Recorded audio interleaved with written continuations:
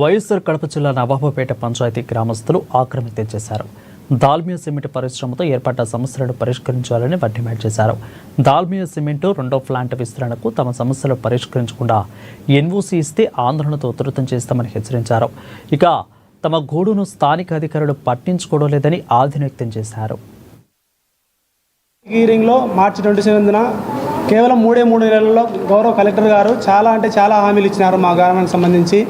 మొట్టమొదటిది బ్లాస్ట్కి సంబంధించి అయితేనేమి, వరదలకు సంబంధించినది అయితేనేమి, అదేవిధంగా ఈ డస్టు ప్రధానమైన సమస్య ఏంటంటే డస్టు. ఆ డస్టు తోటి ఎక్కువగా నష్టపోయే గ్రామం ఏదైనా ఉందంటే అది దుగనపల్లె గ్రామం మాత్రమే. మా గ్రామంలో కేవలం 50 నుంచి 60 కుటుంబాలు కలిగిన గ్రామం. ఓన్లీ ఎస్సీలు మాత్రమే ఉన్న గ్రామం అది.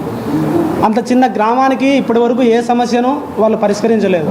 ఇంకోటి నవాబుపేట గ్రామ ప్రజలు వాళ్ళు బ్లాస్టింగ్ తోటి సమస్య పడుతున్నారు, మళ్ళీ వరదలతోటి కూడా.